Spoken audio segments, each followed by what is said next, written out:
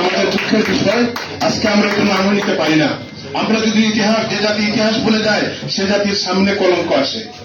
Jamiyate Ulama Islam one of the party, যে পার্টির যে স্বাধীনতা, যে ইংরেজদের বিরুদ্ধে সরাসরি জমিয়ত অংশগ্রহণ করেছিল, আমাদের পার্টির আজকে নেতা, আমাদের সিনিয়র সভাপতি মৌলানা বর্ষার রাজনীতিবিদ মৌলানা, আর আমাদের যে অত্যন্ত যে আব্দুর রব ইউসুফ সাহেব উপস্থিত হয়েছেন আপনাদের এই মিটিং এ, আমি মনে করি it is the mini parliament. বিভিন্ন দলের 30 দল, it is the mini parliament. জনগণের কথা আপনারা বলেন। এই মিনি পার্লামেন্ট থেকে আমরা যদি আমাদেরকে বাদ দিয়ে, অত আন্দোলনের বাহিরে ছোটখাটো দলকে বাদ দিয়ে তারাই ভাবতেছে আমরা ক্ষমতায় আসতেছি, এই দাবা কোশ্চিন কেন সম্ভব হবে না যতদিন পর্যন্ত আমাদের যে দাবি, জনগণের দাবি আমরা পূরণ না করতে পারি। আপনাদেরকে আমি বলতে চাই যে জুলাই আগস্টের সময় আমি দেশে ছিলাম, বিদেশ থেকে আমরা বাহিরে অনেক আন্দোলন করেছি। আমি জাতিসংঘে 2 বার গিয়েছি, গিয়ে আমাদের যে দেশের কথা আমরা বলেছি, সে সময় আজকে একটা সময় আসছে সম্মিলিতভাবে কিভাবে নতুন ভাবে আমরা দেশটাকে গড়তে পারি। আপনারা যে করছেন, আমার এখানে আব্দুল আহাদ নূর ভাই, উনি তো আজকের না, আমরা দেখতাম মৌলানা মহিউদ্দিন খান সাহেব, মৌলানা মুফতি আমিনী সাহেব, উনি প্রেস ক্লাবকে সরব রাখতো। আজকে উনি আগে যে ছিলেন এর পর্যায়ে উনি কোনো বাড়ে নাই, উনি কাজ করে জনগণের জন্য। আজকে আপনারা এই আমাদের নূর ভাই সহ যারা যারা আছেন সবাইকে ধন্যবাদ জানাই যে আপনাদের এটা, আমি মনে করতেছি বক্তৃতা শুনে, এটা হইল গিয়ে বাংলাদেশের মিনি পার্লামেন্ট। এটা যাতে সুন্দরভাবে আরো অগ্রসর হতে পারে।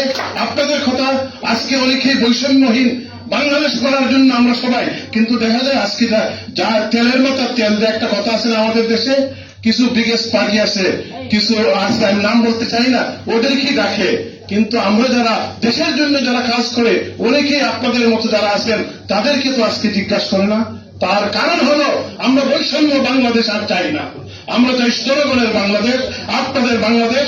ছোট বড় যে দলই হোক, সবাইকে নিয়ে যদি আমরা একটা জাতীয় সরকার গঠন করতে পারি, জাতীয় পার্লামেন্ট দিতে পারি, তখনই আমাদের স্বপ্ন বাস্তবায়ন হবে ইনশাআল্লাহ।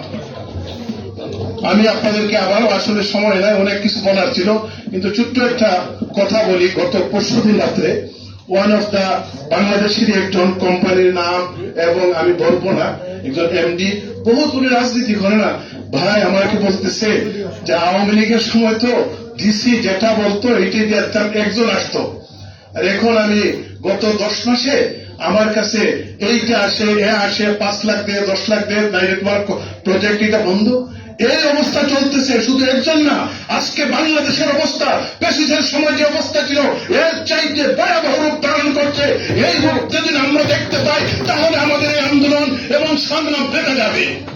আজকে এভাবে তারা যে আক্রোশ করতেছে বিভিন্ন দল, আমি দলের নাম নিতে চাই না, আমরা কি এর জন্য আজকে 2000 আমার ছোট শিশুরা তাদের আত্মত্যাগের মাধ্যমে নতুন স্বাধীনতা অর্জন করেছে? এটা কোশ্চেন করে না। এর জন্য আপনারা একটু ভাবেন আমাদের কি করতে হবে। আজকে জনগণ চেয়ে আছে আমাদেরকে, আপনাদের সামনে যারাই আছেন প্রেস ক্লাব সহ বিভিন্ন সেক্টরে আপনারা আছেন। আজকে যদি আমাদের যেই, আমি একটা কথা সবসময় বলি, যেই লাউ সেই কদু আবার যদি হয়, তাহলে আমাদের যে পরিণতি, আমাদের ভাগ্য কি হবে আমরা বলতে পারছি না। এর জন্য সুষ্ঠু এবং সুন্দরভাবে সবাইকে নিয়ে আমরা যাতে জাতীয় ঐক্যমতের ভিত্তিতে আগামী বাংলাদেশ হবে ফ্যাসিস্ট মুক্ত বাংলাদেশ। আমরা স্বতন্ত্র মধ্যে দেখছি, যদি আগামীতে সম্মিলিত হবে, আমাদের ভাই উনি চলে গেছেন, আমাদের একজন মুরব্বী, নৈতিকতার জিরো টলারেন্সের কথা বলছেন। আজকে জিরো নাই, আজকে অনেক বড় বড় আমাদের জিরো যতজন পর্যন্ত হবে না, আর জিরো টলারেন্স একমাত্র দিতে পারে ইসলামিক ওয়াই। যদি আমরা গণতন্ত্র শাসন ব্যবস্থা প্রতিষ্ঠিত করতে পারি, তখনই সেটা হতে পারে আমাদের জন্য কল্যাণকর। সবাইকে আবার ধন্যবাদ। আসসালামু আলাইকুম ওয়া রাহমাতুল্লাহ। আপনাকেও অনেক ধন্যবাদ। তো যেই লাউ সেই কদু, কিন্তু আমি আপনাকে ইনশাআল্লাহ আশা ভরসা দিতে পারি, যেই দেশে আবু সাইদরা আছে, মুগ্ধরা আছে, সেই দেশে ব্রিটিশ পারেনি, পাকিস্তান পারেনি, আওয়ামী লীগ পারেনি, হয়তো আরো কষ্ট হবে, কিন্তু এই দেশকে দেখুন। আমরা সংস্কারের কথা অনেক বলছি, সংস্কার সবচেয়ে বেশি হয়েছে মানুষের মধ্যে, সাধারণ মানুষের মধ্যে।